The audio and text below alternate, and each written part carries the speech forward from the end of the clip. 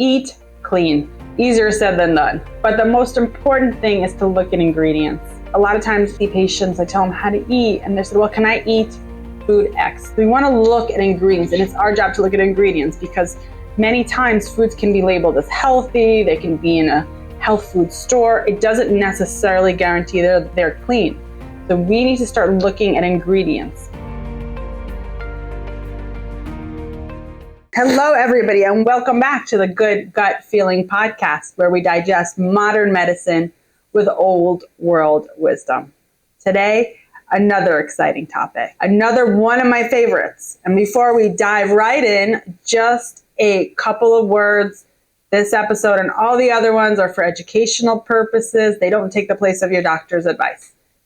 Jumping right into this amazing topic of food. Today we're going to talk about 7 specific ways on how to eat, on how to approach diet, how to eat our food, and what concepts we can use when we pick our foods. Now remember, diet is not a one-size-fits-all, and some people require more animal protein, some people require less animal protein, some people require more raw foods, some people require more cooked foods, but really there's some basic concepts that we need to know when we make decisions for ourselves, because even ourselves, even you, even me, we change hour to hour and day to day. And some days and some hours we can eat one thing, and sometimes it's not the best thing for us. So it's important to know how to make these types of decisions. So we're going to talk about 7 very important concepts and how we can decide what's the best foods, what's the best way, what's the best selections for us to really optimize our nutrition. Because what is nutrition? People think, okay, diet, people look at food in different ways. Food can be entertainment for some people. Food can be a drug for some people.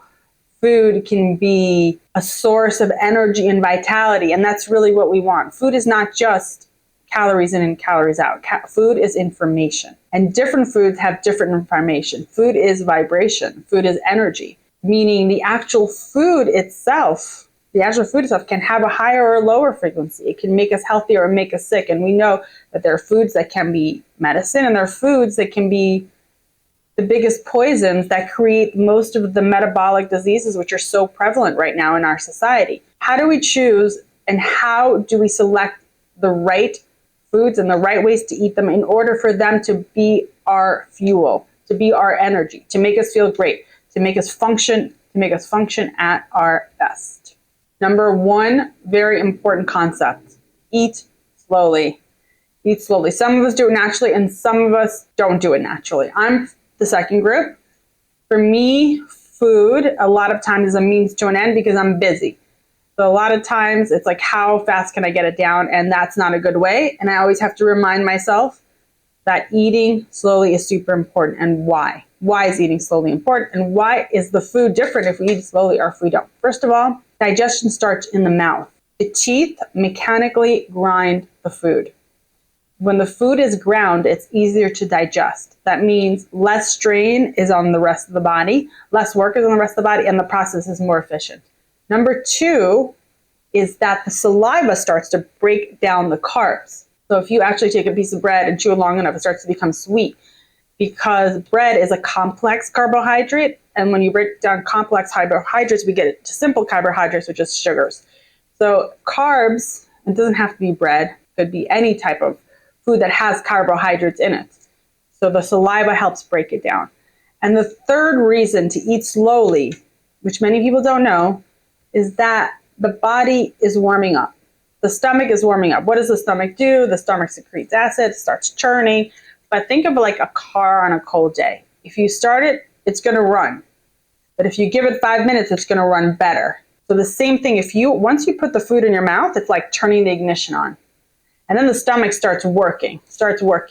And then it's working optimally. By the time you get the food in there, it's ready, it's optimized. And then the stomach can start doing its work in a best way before the food gets there, or just as the food gets there. There are multiple reasons to eat slowly. Number 2, very important, very, very important. We want to eat mindfully. What does that mean? kind of like related to eating slowly, because if we're busy and eating, for example, maybe dinner, we have time to sit with our families, or breakfast or lunch. For some people, maybe dinner too. We don't have time, but we're hungry. So what do? We're looking at our screens, our work, talking to our coworkers, dealing with stuff. At the same time, putting some food in our mouth, we're not really present with the food. Where the food is just like a robotically going into our mouth. And why is that not necessarily the best thing? Because most of the day when we're in action mode, we're in fight or flight mode. So there's two branches of the nervous system, the voluntary and the involuntary. So the voluntary is like muscular, like, I want to pick something up or bend down. And then there's the involuntary. The involuntary has two branches, which is one is the sympathetic and the parasympathetic. The sympathetic is also called the fight or flight. The parasympathetic is called the rest and digest. We obviously want to be in the rest and digest when we're eating, because that's when the body senses is the body's relaxed. So it doesn't need to send the blood and the energy to organs that are needed to, let's say, to run away from something or to be active, like the muscles, or increase the heart rate. It's the blood is being directed to the digestive organs. And that happens when we're relaxed, because the body says, hey, I don't need the other body parts don't need it. So we want to be in a relaxed mode. We can get ourselves into the relaxed mode, but we need to be mindful. So if you notice, most religions have some kind of grace or blessing before the meal.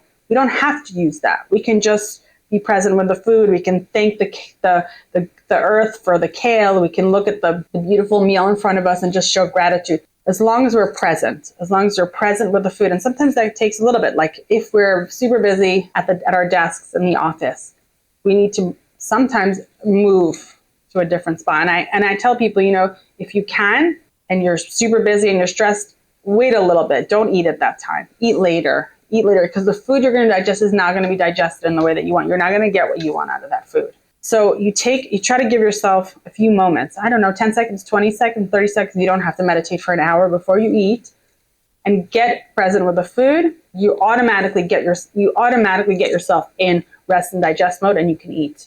And your food will be digested in a more effective way in order for you to extract the energy and nutrition that you need. Number 3, eat clean. Easier said than done. But the most important thing is to look at ingredients. A lot of times, the patients, I tell them how to eat, and they said, well, can I eat food X? Let's say almond milk. Or can I eat gluten-free crackers? Well, that really is that's just the name, but it doesn't really mean that it's healthy or not healthy. We have to look at the specific ingredients. There may be 2 different almond milks, and one has almonds, water, and maybe a little sea salt, and another almond milk has carrageenan and emulsifiers and oils. We don't need all that. So you want to have, they're both called almond milk, but they're not the same. So we want to look at ingredients, and it's our job to look at ingredients, because many times foods can be labeled as healthy. They can be in a health food store. It doesn't necessarily guarantee they're clean. So we need to start looking at ingredients. If there's anything we don't understand, like it's like a chemical name and it's not really food, it's better if we don't use those foods. We need to start thinking what belongs in those foods. For example, like nut milks really don't need anything other than nuts and water, maybe a little salt, maybe a little vanilla. We don't need all that other stuff, the oils and all that. Completely unnecessary. And the truth is, I make my own cashew milk at home. My cashew milk starts to go bad after 3 to 4 days. If I buy most of the bottled milks, it stays much longer. So we know there's more preservatives in those. Number 4, raw versus cooked food. There's a balance, and we need to know our bodies to know what the balance is. Raw food has more nutritional value. Cooked food is easier to digest. So if you are feeling amazing, you can do any of the above. Raw or cooked. If you're feeling great, your digestive system's healthy, raw is great. You can also integrate cooked. If you are inflamed, if you are not feeling well, if you're flaring in something, that's the time to give your digestive system a little bit of help and eat cooked foods.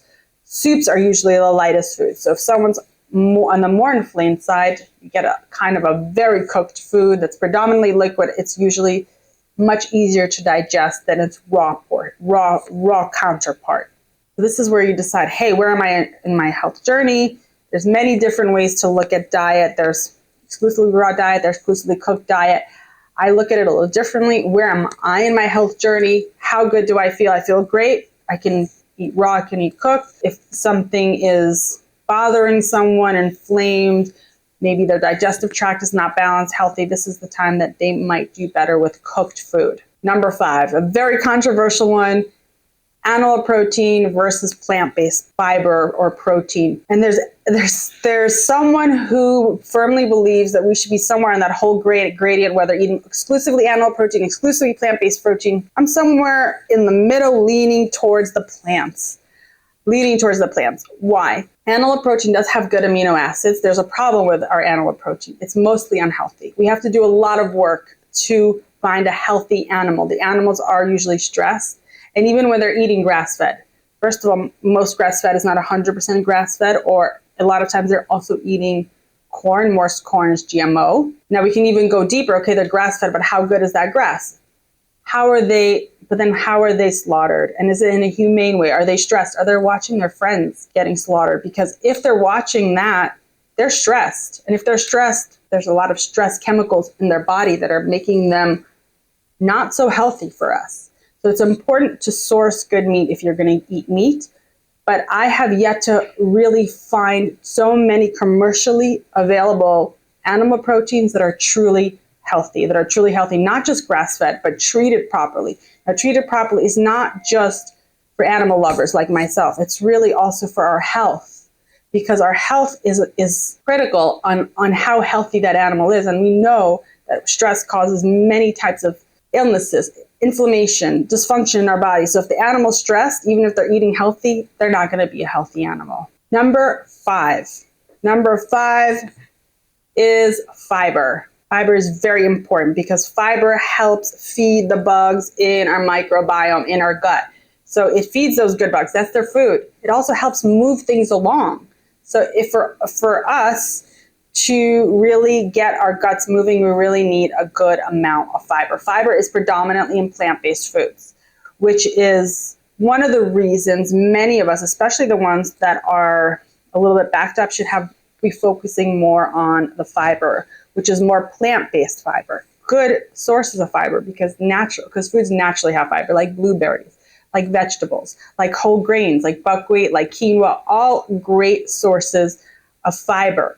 Best way to get fiber is really to get it through food. Food is medicine. Supplements are supplementary. Yes, we can get fiber supplements if we need to, and we can eat other supplements, but the best way is to eat it through foods. And if we need a probiotic, for example, the best probiotics are fermented foods. And with the fermented foods, we also get the prebiotics. So for example, one of my favorite ways for someone who's backed up is to get their good probiotics is fermented beets. Beets are great for promotility. And then when you ferment them, you get the good bugs. And the good thing about fermented beets is that they don't back you up. And a lot of the commercial probiotics I've seen, they're great for people with loose stools. They're good for people who have normal stools. But some of the people who are more constipated, the probiotics can make it a little worse. Some of the capsules from what I've seen. But the fermented foods, for example, like fermented beets, don't do that. And number 7, last but not least, and super important, is portion size. How much of what we eat is very important. And sometimes how much, even eating a lot of a good thing is not good. So we want to make sure that we're eating the right amount for our body. The only way we can really determine if we're eating the right amount is if we eat a little on the slower side, because we need to feel that we are satisfied but not full. So we want to not be hungry. We want to feel like we're somewhere between 2/3 to 3/4 of the way full. So I'm not hungry, but I'm not stuffed, because most of us have felt that food coma. Oh, I'm stuffed when we eat too fast, too much. That's not a good place to be for our body to really metabolize. We get tired. And so the food's doing the opposite. So what we really want is we want to eat slowly, we want to eat mindfully, and we want to sense where we are with the digestive process. If I feel 2/3, 3/4 of the way full, it's time to take a break. Time to take a break and reassess. And usually that takes time, because the reason we feel very full is because we are eating too fast and we don't even realize we're full until it's too late. 7 amazing ways on how to approach your diet to achieve lasting health. If you like what you're hearing, we have a ton of content on our website, wholegut.com. Come and visit. Stay healthy, stay gutsy, and I look forward to seeing you all next week.